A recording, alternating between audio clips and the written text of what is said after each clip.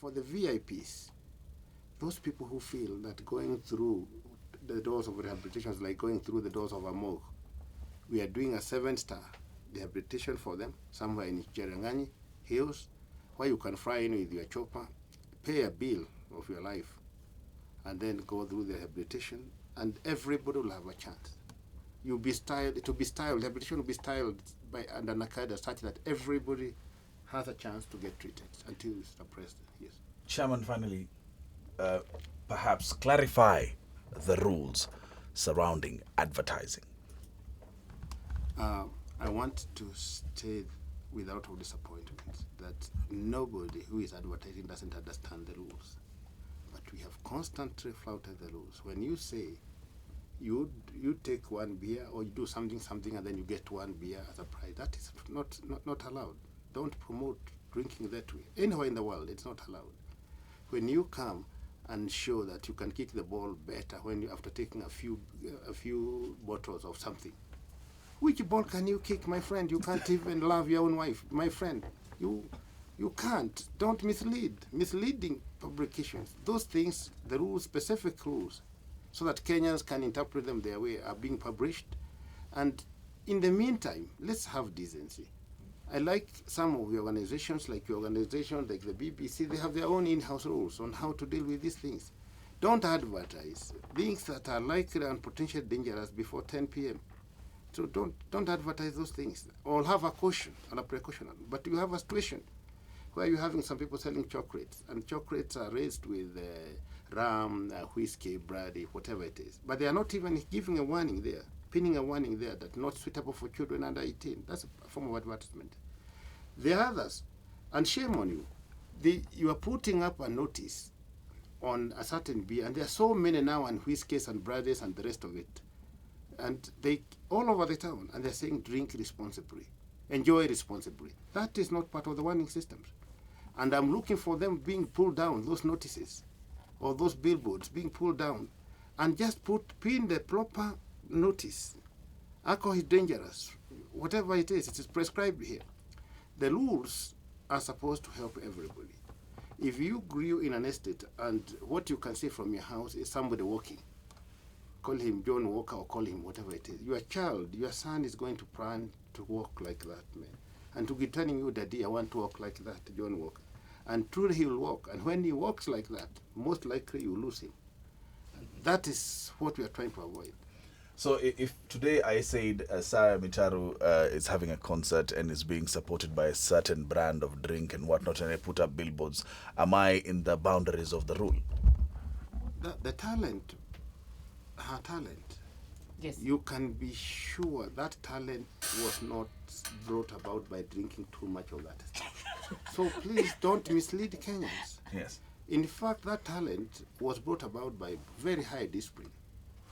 Woke up every night to hum those new tones, those new choruses, whatever it was, arranging her music and whatever it was. A lot of other things went by. Going to school, being a good girl. Otherwise, bad girls went to become people's house girls and other things.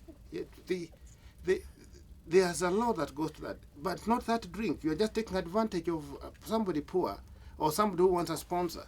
And then you're going to cheat the world that by taking too much of that stuff, you can become a star like her. It won't work. It will not happen. You won't even have the voice anyway. Can we say something? So, I really want this clarified. See, while on the one hand we are taking this lightly, on the other hand we've got literally hundreds of thousands of Kenyans who are suffering because of the effects of alcohol and drug abuse and substance abuse. So while I do take, and then on the other hand we've got big business. And big business, especially alcohol, is the major taxpayer in this country. So we do have to balance the two of them. Wait a minute. Between, wait a minute. Go ahead. Major taxpayer. Can you do you have the figures? By way of contribution to this nation. Which way? Oh, hang on. I gave you an opportunity and we did listen to you. Okay. It's only right. And if you should feel that you do need to correct me, I am open to correction. In fact, I would love an edumacation. But here we do see that main sponsors of many of in fact, a very good example, being that particular example that Makbul has given of, keep walking, as you have said, billboards of programs on TV are alcohol beverage companies, people who contribute towards this country's growth by way of return in tax. Obviously, by your very law, I cannot name them unless you give me some kind of special dispensation. But local breweries, for example. And there's the dichotomy, the struggle here is to balance the Muthutho laws with the fact that we have these companies and their employment, etc., etc. If you say that there's no advertising until after 10 p.m., Chairman, are we not creating a situation where we are slowly driving these companies under? And we are also becoming a nanny state, where we are now regulating everyone's drinking and what they should know about. This is the 21st century we live in, after all. Yeah, I want to go through the figures so that you, for once, you sip your tea and relax. Coffee. Yes, coffee. I want to tell you this. We do not have figures of how much the government is using to treat alcohol-related cases directly. But I can quote from UK. There was, on 12th of May last year, 2012, a question in Parliament, House of Commons, and they wanted to know how much in that 63 million population country, UK, was spent on treatment of alcohol-related cases. And when I convert directly, which is appearing in the answer, you can check it out in the internet, it is equivalent to 642 billion shillings. Treatment directed by NHS, just equivalent of NHIF in Kenya. We are not talking about the accident, we are not talking about people who lost their homes, people who lost their sons and the rest of it. If you look again with how much was collected in revenue, and they don't have the problems I'm going to define now, in Kenya, then you realize it's good, it's true, we require that earning, but at what cost? At what cost are we getting this? Can we still get the money without making a mess? Let's take the three sources of outlets on alcohol. The number one is the so-called fashion brewers and the rest of it. Did you know that even the biggest brewer we have is 51% foreign in Kenya? So who is the investor?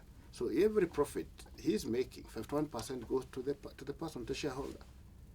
Number two are the foreign things that you're taking, the workers of this world and so forth. I'm sorry I can't mention the brand names and the rest of it, but they are foreign. You can tell that who is benefiting. That's the one. 45% of all the drinks being drunk in Kenya are contraband. They don't pay no tax at all. They don't.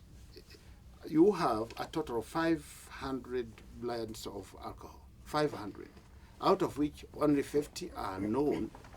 Only 50 are known to KEBS, and out of the 50, only 25 are actually right, for that, according to WHO rules. Mm-hmm. So you have a situation where people are having illegal concussions, taking all the profit from themselves, making many people die, and continue to die because of cancer, because of throat cancer, because of liver cirrhosis, and so forth, in the guise of making business. And to keep the fire burning, you have the billboards now, which sanctify the style and the manner under which you are taking that particular drink. We are saying we require the revenue. We will still have the revenue. But we can earn even 3 times higher or 4 times higher by doing the right thing. The companies will not go under, but doing it right. Just doing it right. Honestly, there is a case here. And I want to, before I affect your appetite for your mbuzi or your kuku for this Christmas, to tell you one thing.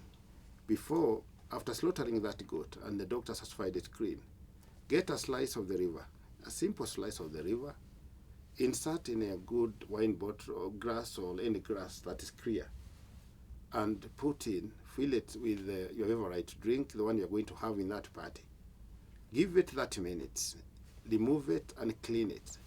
Most of it, particularly the drinks that we're talking about, over 450 brands here, including the counter lookalikes and the rest of it, the river will look something like this, to be cooked. After 1 hour, it will be completely destroyed. But if you take the same in the conventional drinks, the kind of things you have in the breweries and so forth, it's going to be just nice stuff to look at. And at that point, close your eyes and start your journey to eternity. Just try. Chairman, it has been eye-opening to say the least. We can go on and on and on and on. So many questions coming in, but we're going to reserve them for another day. We'd like to thank you so very much for coming in. It was a pleasure. Enjoy your Christmas and particularly New Year, and be alive, stay alive. Yes. Take the right drink. Yes. Even if it has to be Moratina or Buza, let it be the original stuff.